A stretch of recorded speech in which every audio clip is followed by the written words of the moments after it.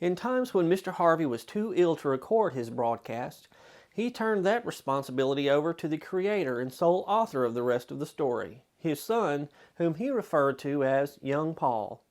Here's Paul Harvey, Jr. Now, the rest of the story.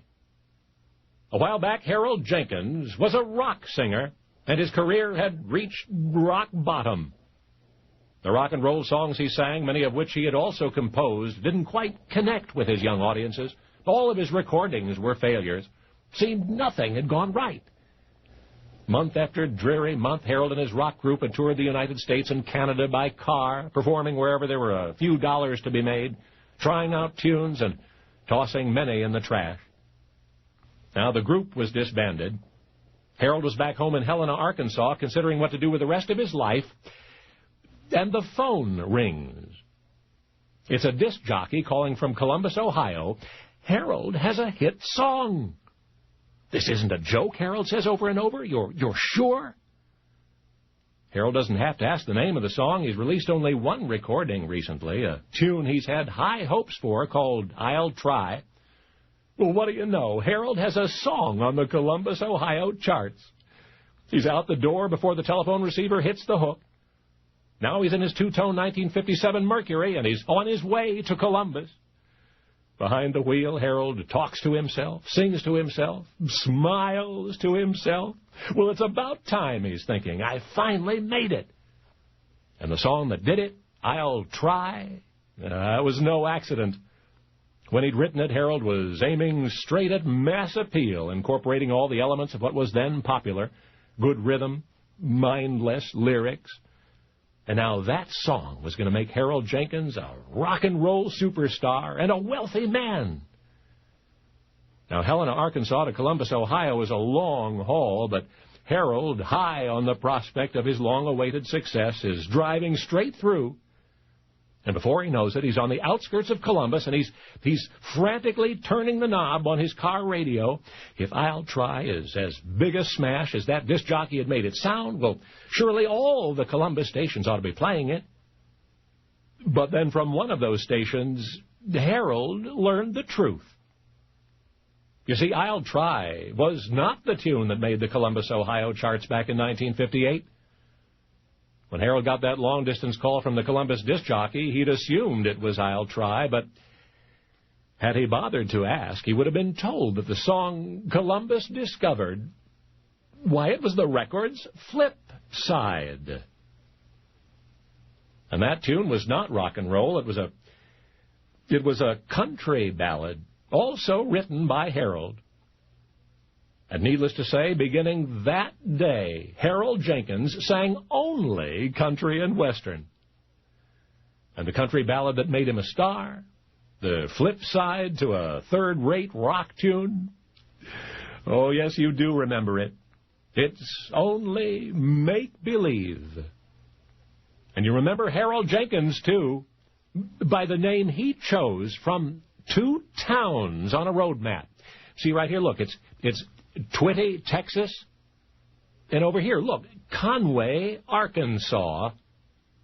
That's right, because Harold Jenkins, the rock and roll flop who turned to country by accident, he became country music legend, Conway Twitty.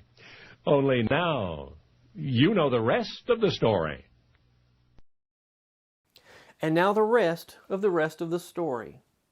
Conway Twitty's music was a constant in my childhood. We listened to him all the time, and I still do.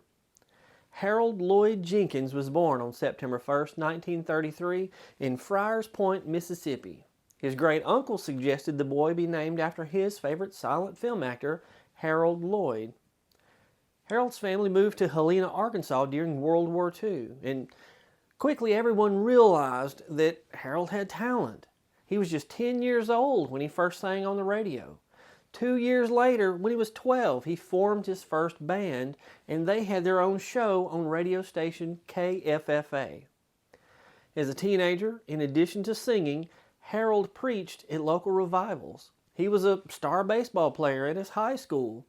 After he graduated, the Philadelphia Phillies offered him a contract, but Harold was drafted into the Army. While in the Army, he formed another band to entertain other soldiers. Following his stint in the military, the Phillies renewed their offer, but Harold decided to focus on his music career. Now, he was certainly influenced by the king of rock and roll, Elvis Presley, and Harold tried to emulate Elvis's sound. Harold formed a band called the Rockhousers and wrote a song with the same title. His talent was such that he was able to record at Sun Studios in Memphis, Tennessee, where Elvis recorded. But none of the Rockhousers records were released at the time. Don Seat soon became Conway's manager. It was he who in 1957 convinced Harold Jenkins to adopt a stage name which had star quality. In the original broadcast, young Paul explained how he decided on the name Conway Twitty. It's Only Make Believe reached number 1 on the Billboard charts in November 1958. In this broadcast, young Paul said that Conway Twitty wrote the song. Well, that's partly true. Now let me explain. In early 1958, Conway Twitty and his rock and roll band were touring across Ontario, Canada, trying to build up a following. During an intermission at a show they were playing at the Flamingo Lounge in Hamilton, Canada, drummer Jack Nance scribbled out some lyrics to what would become It's Only Make Believe. He showed the lyrics to Conway, who helped Jack complete the song. If you look at the record, you'll see that Conway Twitty and Jack Nance both received writing credits for the song. Shortly thereafter, Conway and his band recorded a demo of It's Only Make Believe, I'll Try, and a few other songs. They sent the demos to their manager, Don Seat, and Don sent the demos to MGM Records. Now, MGM liked them enough that they set up a recording session for Conway. On May 7, 1958, Conway went to the studio where some of the best musicians of the era waited.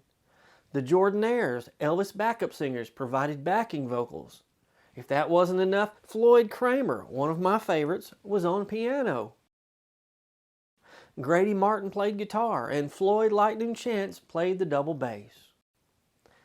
I'll Try, with It's Only Make Believe as the B-side, was released as a single on July 14, 1958. As young Paul explained, Conway initially thought I'll Try was the song that became a hit, but I'll Try just fell flat with the listening public. Then a DJ in Columbus, Ohio decided to play the B-side on the air, and it became a huge hit. It's Only Make Believe is the only number 1 pop single of Conway's career. It went to number 1 in the U.S. and in the U.K. and became a hit in 22 countries. When I'll Try and It's Only Make Believe were released, many people thought it was Elvis singing the songs under an alias. Remember, the backing vocals on the songs were provided by the Jordanaires, Elvis backup singers. This was an intentional marketing ploy by MGM. They released no picture or biography of Conway to the press, as they normally would have done with a newcomer. Conway Twitty said, "I actually did try my best to sing like Elvis. My voice and style sounded like Elvis, and the only thing that identified me was that little throaty growl. I remember when I recorded It's Only Make Believe, Jim Vino, the producer, came into the studio and asked me what the little thing was that I had done with my voice. That was what really saved the day, yet I never meant to growl at all. I was afraid they might not like it, and I wondered if it should come out." "No way," replied Vino. "Keep it in there."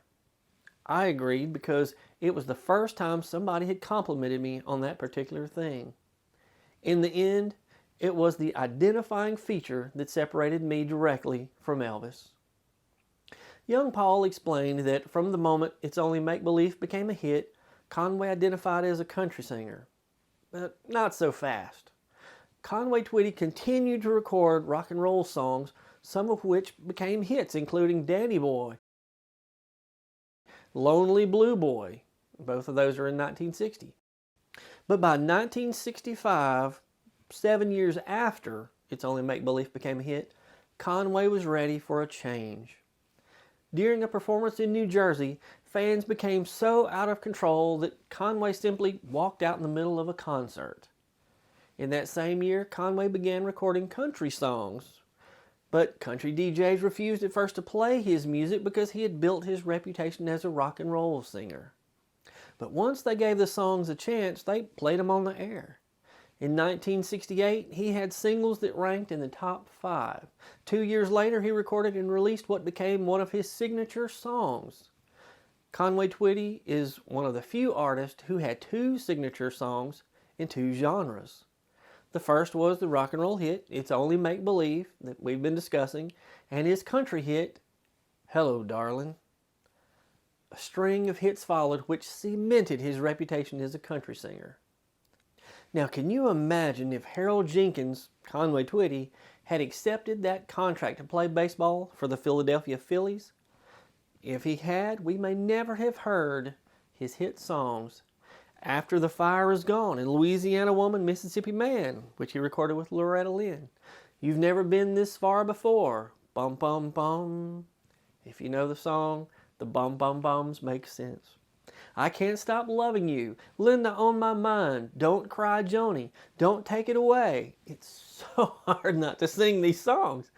Happy Birthday, Darling, I'd Love to Lay You Down, Rest Your Love on Me, Tight Fitting Jeans, Slow Hand, The Rose, Somebody's Needing Somebody, That's My Job. Man, the list just keeps on going. Now, do you have a favorite Conway Twitty song? I'm sure I missed some good ones. I'm Brad Dison. Thanks for watching, and now you know the rest of the story.